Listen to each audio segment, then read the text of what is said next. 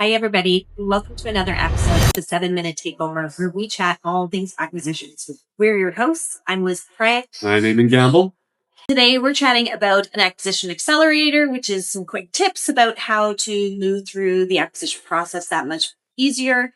And today, we are chatting about...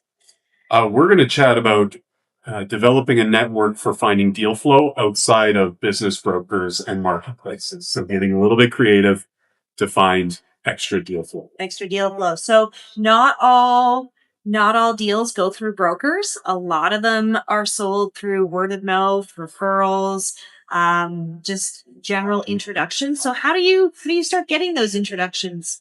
You'll meet business owners who just don't like the idea of hiring a broker. They've, maybe ran their business off trust historically with suppliers and with clients and want to follow that same process for selling their business. And so they're going to look typically to some of their trusted advisors that they've already got in their network. Yep. They're going to ask their bookkeeper if they know anyone looking to buy, their accountant. They may be talking to their wealth manager about selling months or years before they ever decide to go to market. Going to market is a really big decision for a business owner. So oftentimes they might have spent years kind of mulling over this idea of selling their business. And so it's oftentimes the other types of advisors that they're working with who actually know ahead of time that a business is looking to sell. Who else is on that list? Well, before we get too heavy into the full list, I've got 100 million around in my head. It's worth pointing out that it's beyond just additional deal flow. The benefit to the buyer could be significant. If you found an opportunity that is not being marketed by a broker, it may be a less competitive process. You may get better deal terms. You may be able to develop a relationship with the seller to a degree that you can't in a brokered deal. It may not always move faster, and you may have to do some coaching because they're not getting that professional advice, but some of those benefits may outweigh the costs. Yeah, those are great points. We often see that buyers who are going through direct to business owners, they end up driving the process, keeping the schedule, keeping things moving forward. It's the buyer who's actually pushing the schedule forward. So great points on, it may take a little bit longer, but again, we often see that there's ample opportunity for more seller financing in these deals. You've built trust over time. So there are some other advantages to finding opportunities this way. All right, everybody, get your pencils out. We're going to do a quick hit of all the different people you might be able to find deal flow from. But as they say, your network's your net worth. So it's really going to be dependent on, who you know and what networks you're a part of that is going to determine who you can leverage best in these. So we'll start off. If you're looking at an industry that you already work in, some of these suppliers or clients or vendors that you work with in those segments, they're going to have direct relationships with potential competitors or other companies. They're going to have a Rolodex, and they're going to have those relationships as well. So those warm introductions, asking those vendors or suppliers, hey, I'm looking for a business to buy in this sector. Do you know anyone who's reaching the age of retirement or has mentioned potentially selling or for other reasons might be looking to sell? They've got good, deep relationships.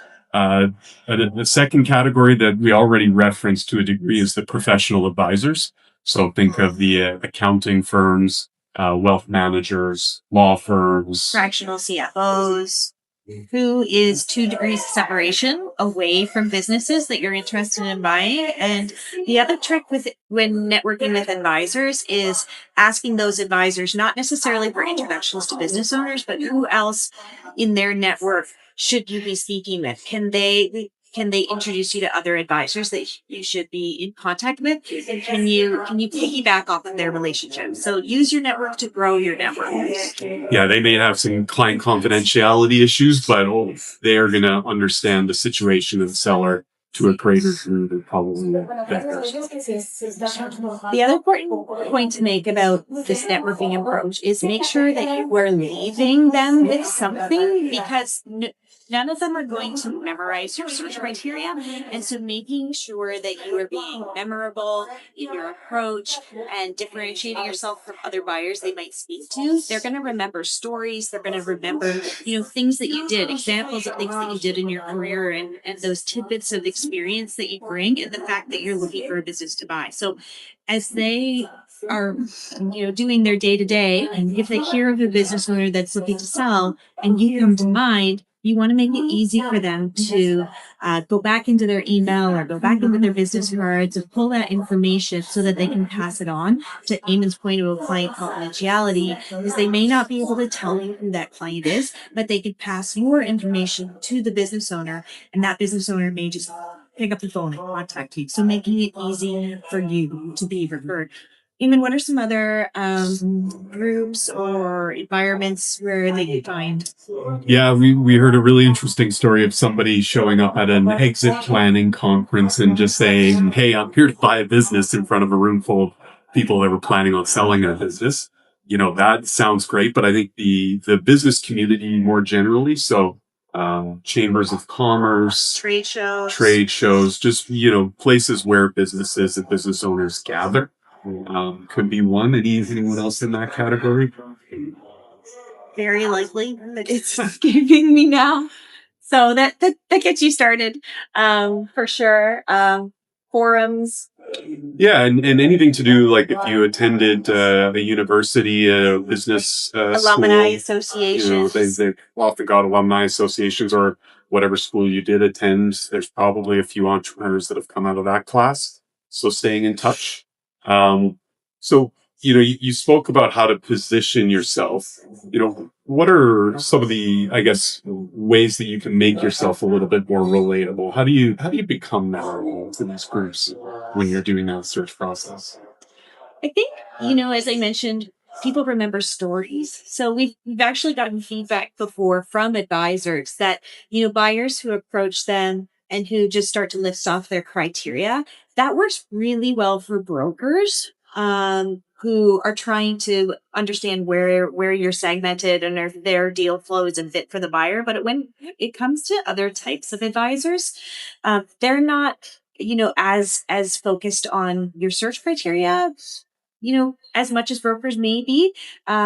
They're more interested in, your why. What's your why for wanting to acquire a business, and really what you bring to the table. And they'll remember your background in those stories more so than, oh, I'm looking for a company that does an EBITDA from X to Y. And they may not know that information, but business owners that they know either. So other characteristics may be more settling for them. So, employee size. I'm looking for a company that roughly has this many employees, rather than revenue, because they may just not know those business characteristics. But they'll probably know the owner and their personality and know if that's a good fit once they understand your why. Exactly. So you want to build trust with those advisors, and that trust is then transferable through the connections of those relationships.